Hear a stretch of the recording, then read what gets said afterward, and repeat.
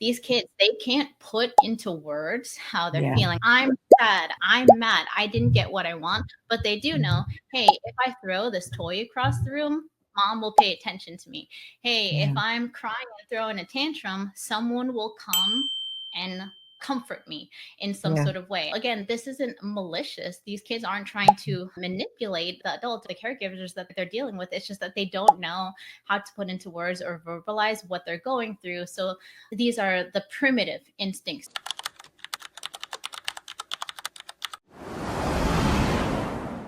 Welcome back, welcome back, welcome back to another episode. You all know who I am. I'm Dr. Maisha here today, and I'm excited for this conversation. It really is the first time that we've had a conversation around the empowerment of mental well-being and mental health in our youth. And so it's such an important conversation, especially right now when we have this generation of youth that is sort of called, I think it's called the anxious generation.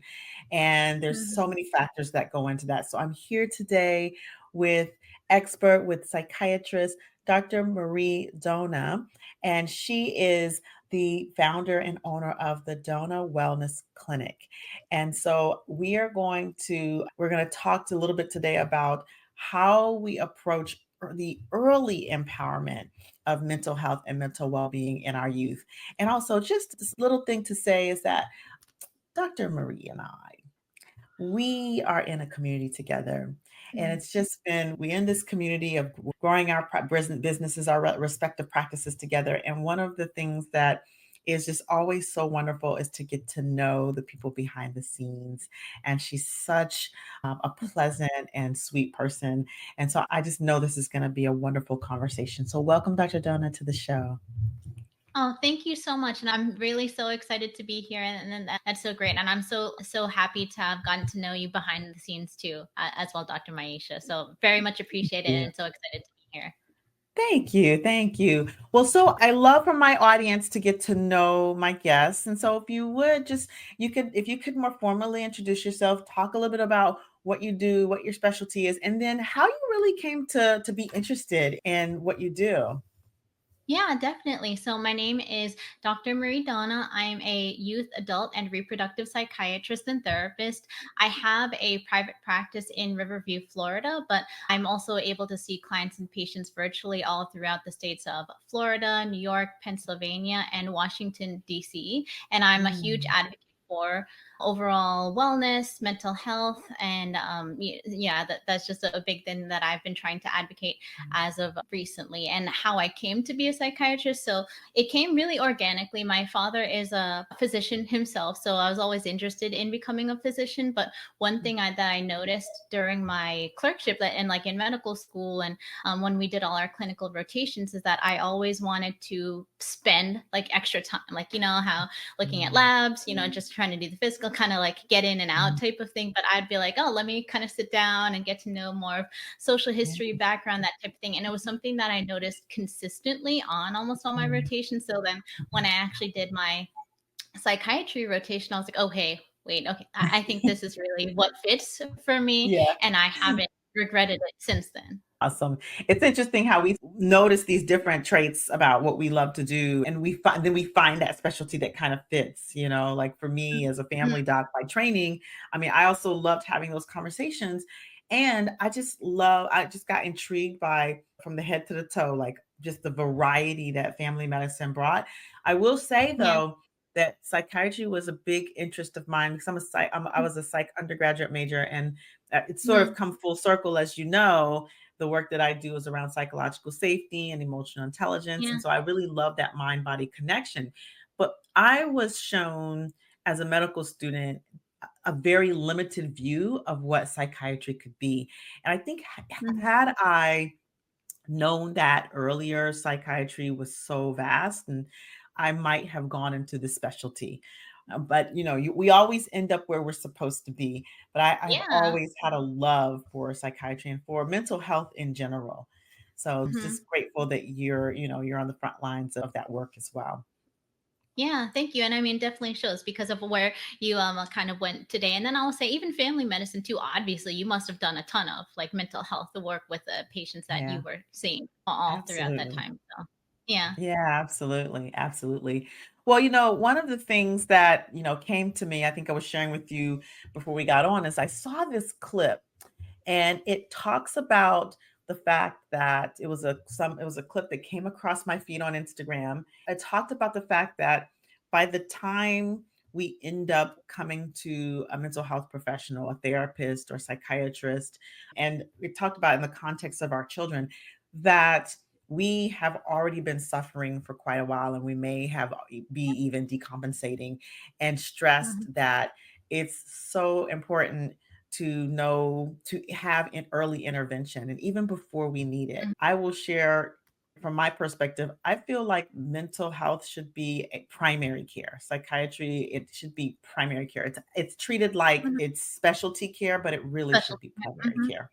I definitely agree. Like sometimes when I'm even clicking the boxes, right, I'm like, is it under primary? But it hasn't actually gotten to that point yet. But I definitely think that it should, just because, yeah, physical health, medical health is definitely important. But people's Mhm. mental health, their well being, is such a huge contributing factor to someone's life, Yeah. their overall enjoyment of it, their ability to live through it. That if that's something that's not addressed whatsoever, it can totally impact someone's day to day life.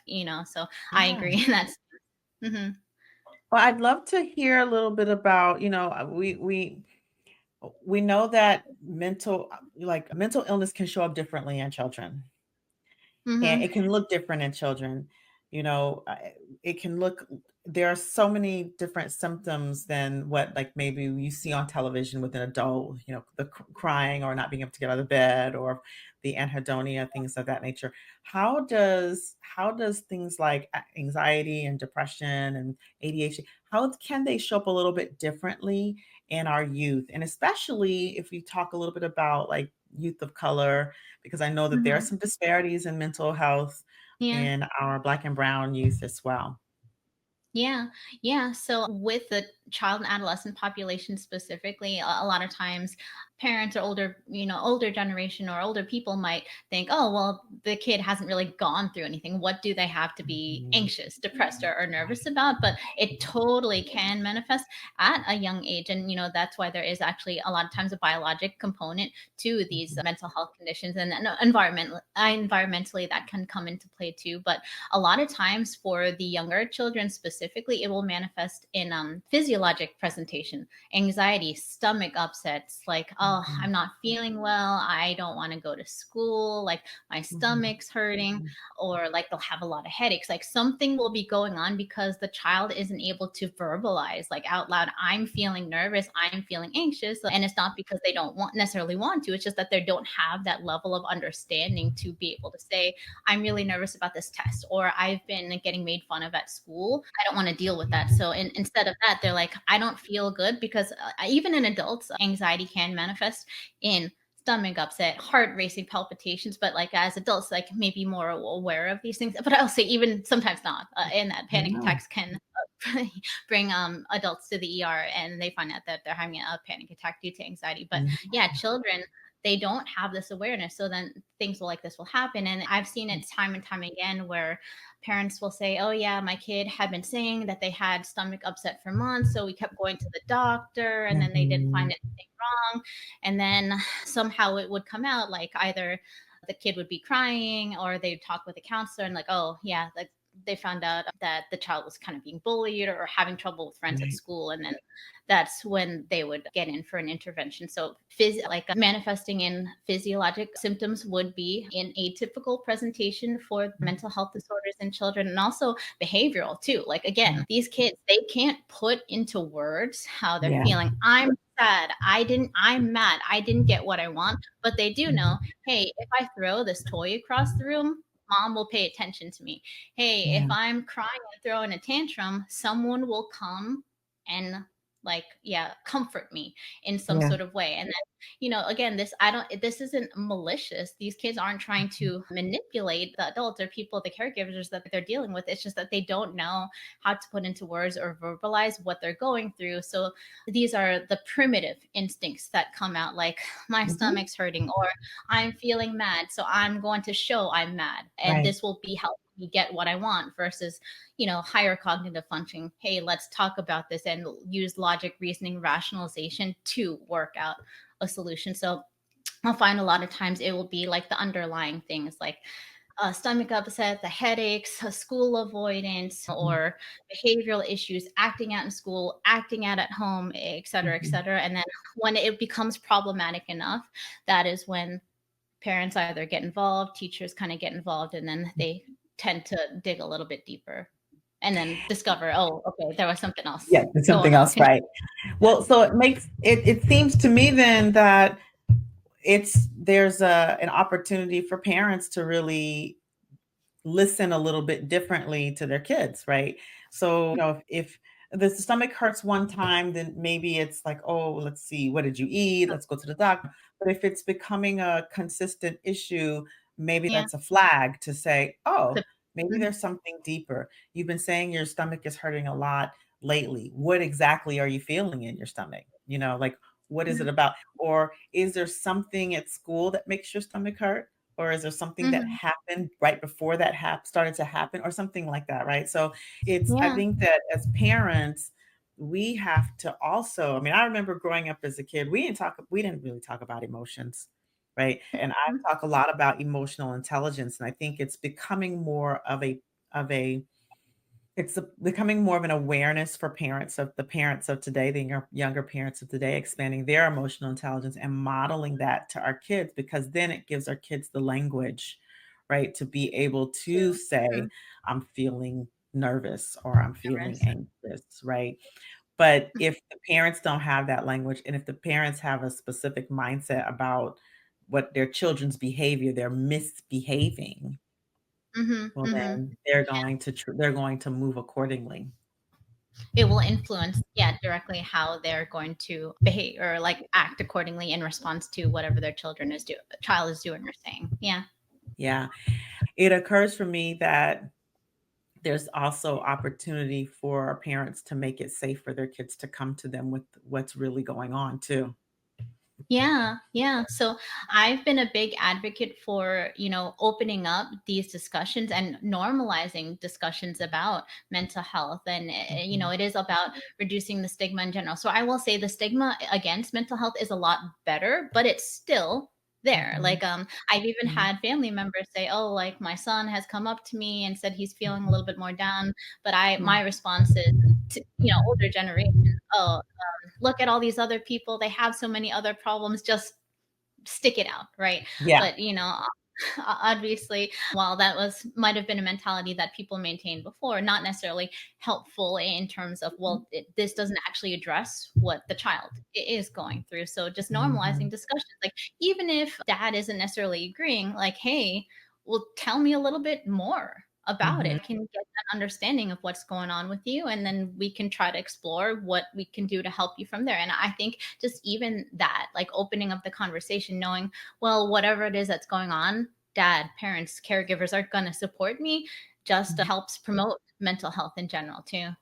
Yeah, and I think, to your point, if dad or mom or the parents knows, like, I'm not the best person to help them or I don't have the Mhm, bandwidth, then it's like, well, you know what? Why don't we find someone that you can talk to, right? mhm, And then at mhm, least that it communicates to the child that, well, okay, maybe they're not the best person to talk to, but they care enough to find me the enough. best person to talk to, right? And I Mhm, think mhm, another thing to your point is oftentimes I think that the older generation, when I say they, we, because I feel like I'm a little part of that. I was raised from that older generation. When we hear these things from our kids, we just want to fix it. And then we can get like scared, like we don't know what to say. We don't know how to deal with it. Don't want to say the wrong things. And so when that happens, we say what we say, and it does sometimes yeah, end up being the wrong things. Right. mhm, So being vulnerable enough, I know that as a young person, I suffered from depression. It was sort of like hindsight at this point, right? Because we yeah, didn't talk about mental yeah, health growing up.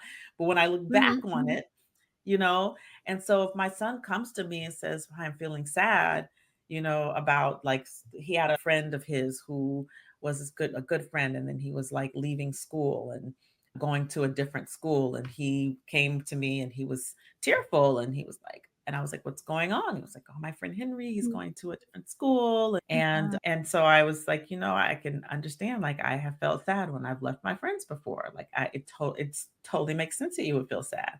And we start to communicate like that to our kids, then it makes it safe for them to say, "Well, I feel sad a lot." Right? Yeah, yeah. And then we can say, "Oh, well, maybe we should look at why you're feeling sad, and maybe we should take you to talk to someone that can help you to understand why you're feeling sad," right?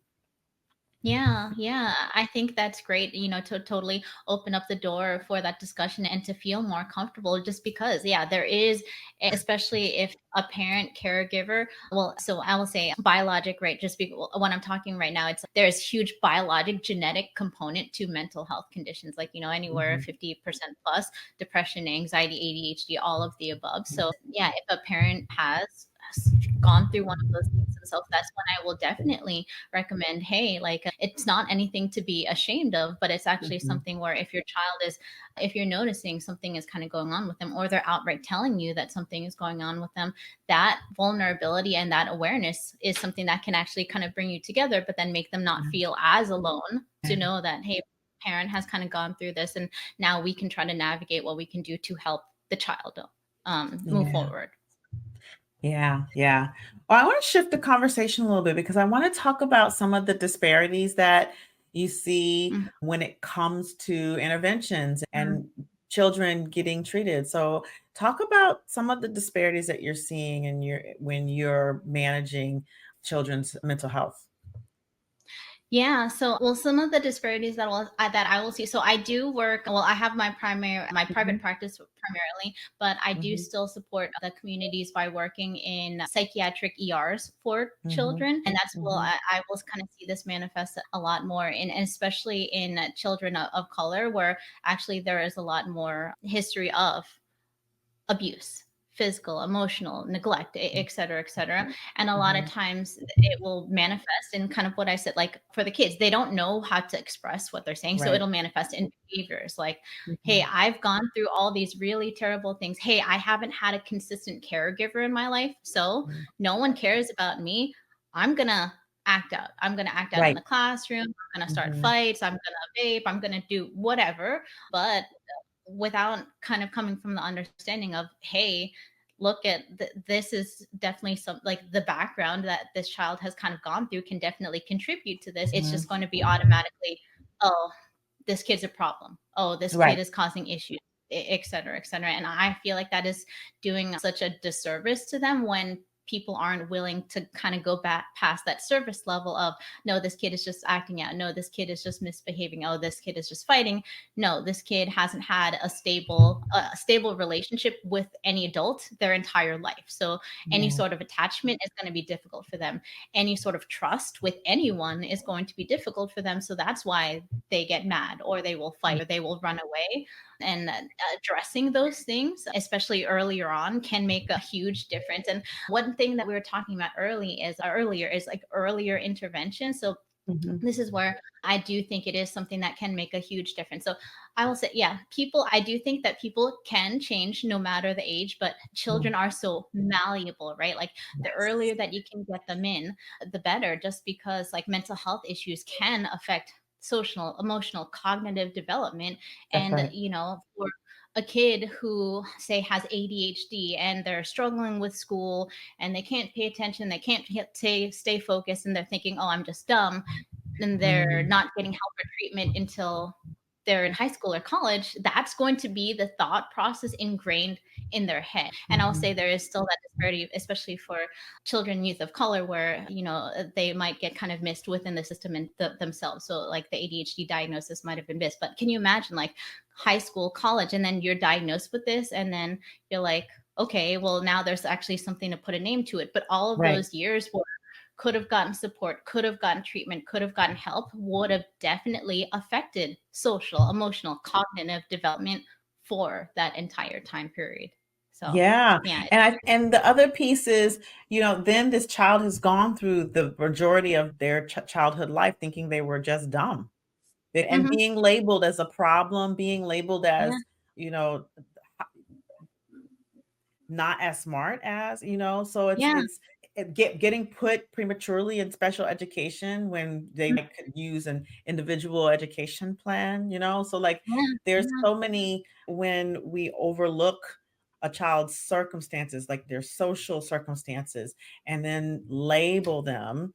And I think this Mhm. often happens in schools first. If you don't have teachers and principals who are really trained to Yeah. look beyond, or who are willing, they may be trained but are willing to Mhm. look Mhm. beyond and recognize where their biases may be coming into play, then they are less quick to label a child and more quick to look at what are the needs of this child that we have the capacity to serve given the Mhm. circumstances.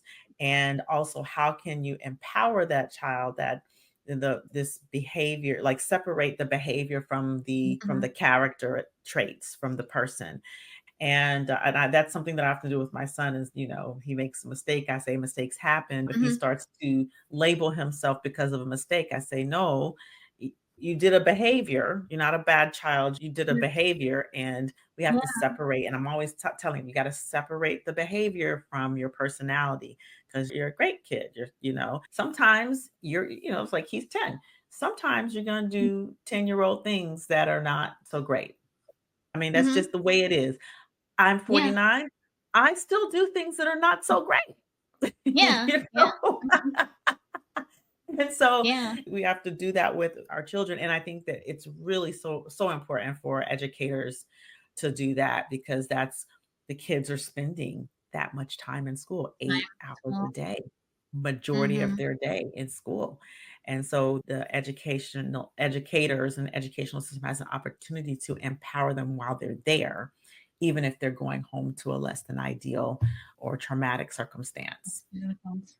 Yeah, I totally agree. And I will say it is unfortunate that I have seen firsthand, so I do see child, youth, adults. So I have Yeah. seen the whole spectrum of where Mhm. unfortunately kind of after where it's like, yeah, I thought I was just stupid. People just thought I was Yes. lazy. And that will manifest for ongoing mental health issues like low self esteem, low self worth, Mhm. ADHD. There's like hypersensitivity, rejection dysphoria, where it's like every time they make a mistake or failure, it's just like another blow to their self esteem. So I've Mhm. seen firsthand the impact that the lack of early intervention can affect someone. So that's why with the being a child adolescent psychiatrist, the earlier I can get in, I definitely think the better because there are more interventions done. And yeah, to your point, the schools, because the kids, they spend so much time there, teachers and all of those people, they really are within kind of first line to kind Yeah. of recognize these things, Yeah, and to help empower the kids, and then also the parents and the adults, the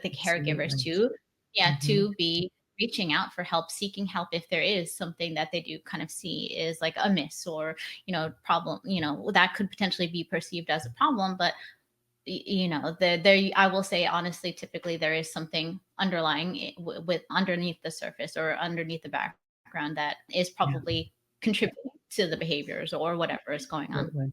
Absolutely. And the other piece to your point is that when there's not that early intervention and the child takes on the belief that they're just dumb or they're just a problem, then they will act accordingly. And there's been a lot of Mhm. studies that are shown that, if a person believes that they can't do something for long enough, then they'll stop trying. So what Yeah, happens is yeah, it impacts their performance when they start to believe they're dumb. They're like, it's kind of like, why bother? And so one of the things that, as a parent, I think is important is to also listen to the self-talk that's out loud to their child. If you hear yeah. the child saying, "Oh, I'm just so stupid," like to interrupt that Mhm. conversation, right? And really to ask, like, what made you say that? What is it that made you say that? Because then they'll tell you, well, every time I dot dot, this happens, or it's because when I was in class, dot, or it's because Mhm. somebody said it and then I made this grade and then dot. So you'll start to get to the source of the belief so that you can know, well, what is the problem and who do I need to go to? Maybe it's, you need to address mental health, but maybe they're struggling and all they need is some support academically. Maybe they're Mhm. not understanding math, it's getting harder, so maybe they need some tutorial support. Or maybe there's some underlying dyslexia, or maybe there is some underlying ADHD. Mhm. Maybe there's Mhm. Mhm. something of that nature. But if you start to hear a child early on, because 7, 8, 9, 10, that is way too early for a child to be telling themselves that they're stupid. And Yeah, believe you yeah, me, like I coached a lot of adults who held on to that conversation, and it mhm, started when they were 5, and it started yeah, when they were 6, right? And it mhm, started for something that may not have been to someone who's like our age now or my age now.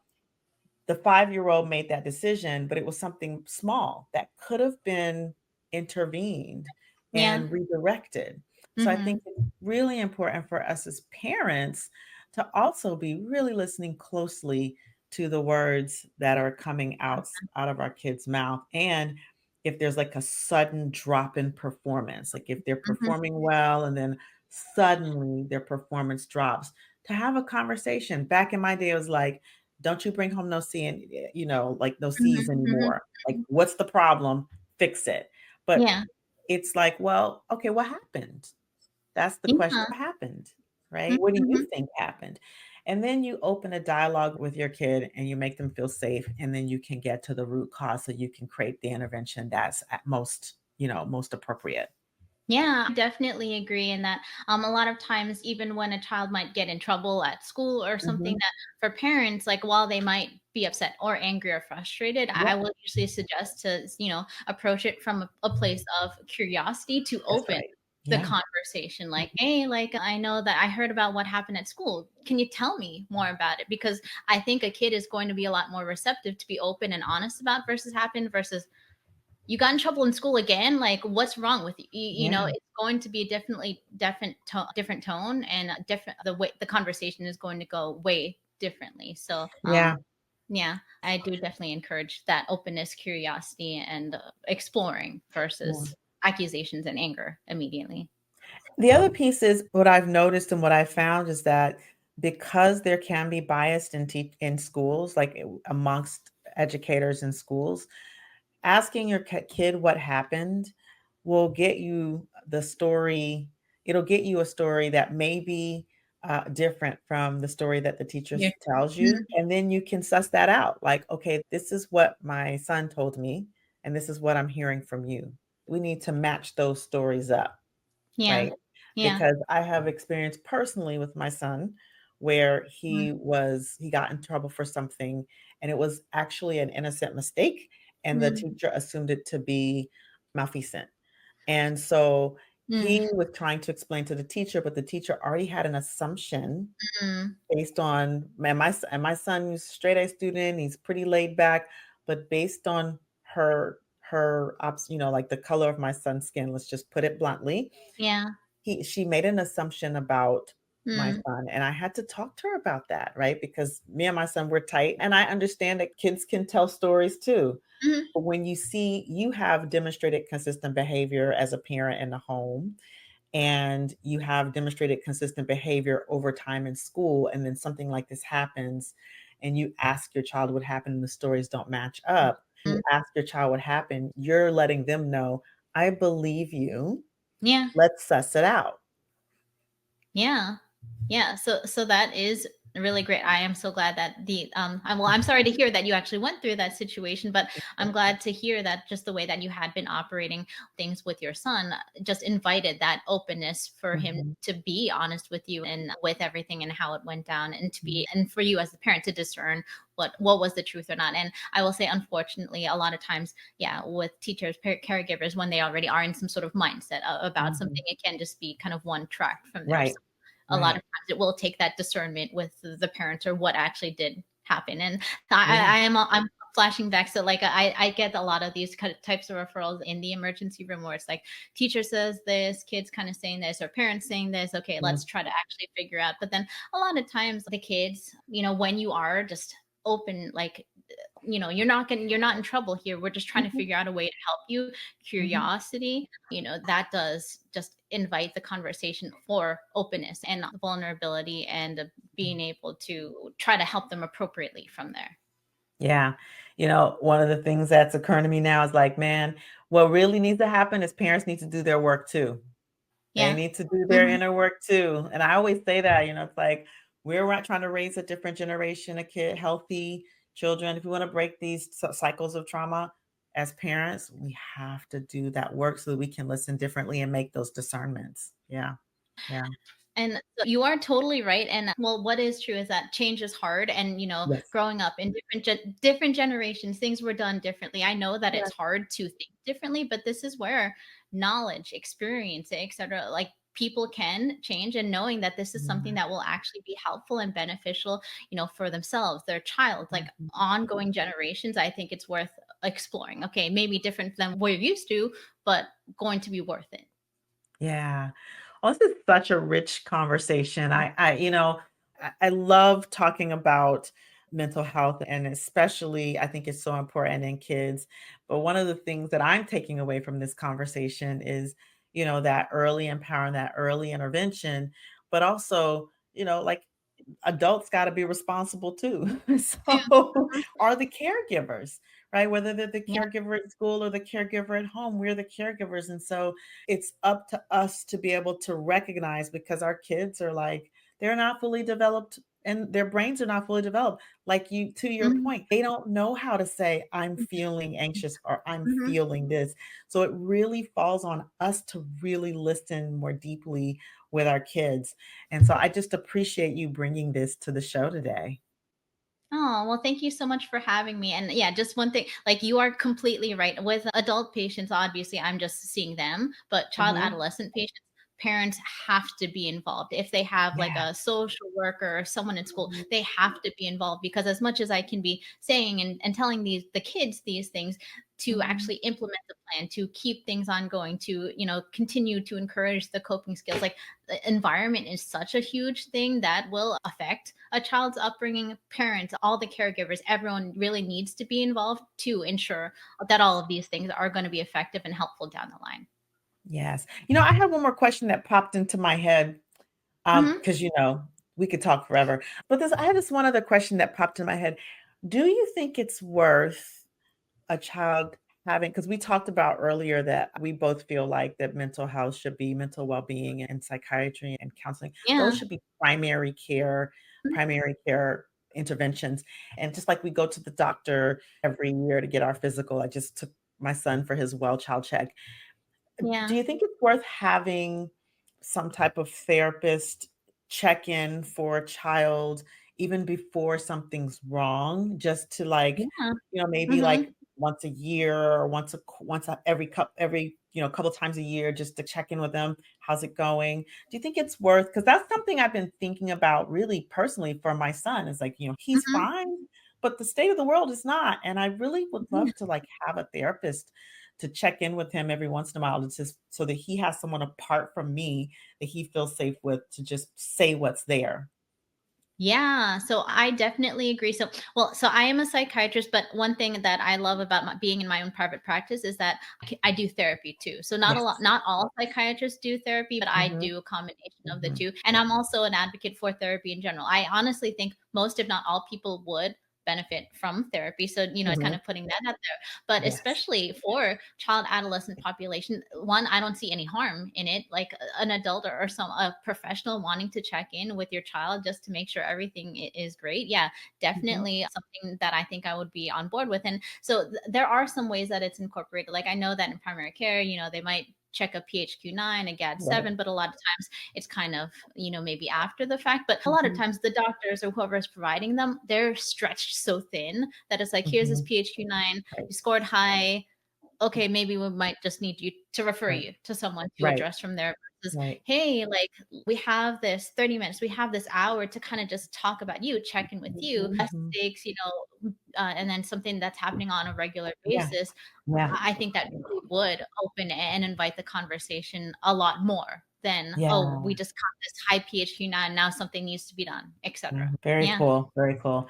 That's encouraging. I think that's, and I think it's something that's useful for parents since we're talking about early intervention and early empowerment is that, hey, something doesn't have to be wrong for you Hmm. to have your child talk to a therapist. This is like something doesn't have to be wrong to go to the doctor. You go in to get your blood Yeah. pressure checked, you go in for your annual physical. You come after a certain age, you go in for your mammogram, you go in for your Hmm. colonoscopy. These are Hmm. preventive measures.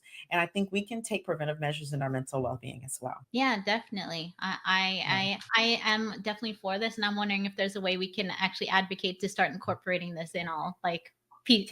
pediatricians offices from here. Yeah, I'll very talk to cool, very the cool. pediatrician. So. Yeah, well, keep us informed, keep us Mhm, informed. mhm. Yeah. Well, thank you again, Dr. Donna, for coming on and for just sharing your wisdom and your knowledge with my audience. I know that you do have, you have a private practice, you see people outside of Florida as well. If people want to reach out to you, how do Mhm. they do that?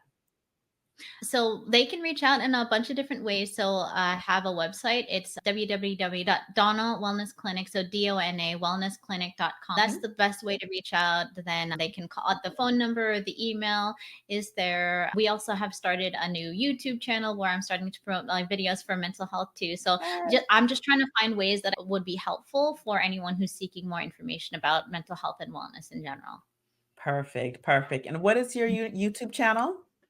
It's youtube.com slash youtube.com and then slash at Donna Wellness Clinic. So Donna to Wellness. make it, yeah, at Donna Wellness Clinic. Perfect. Yeah.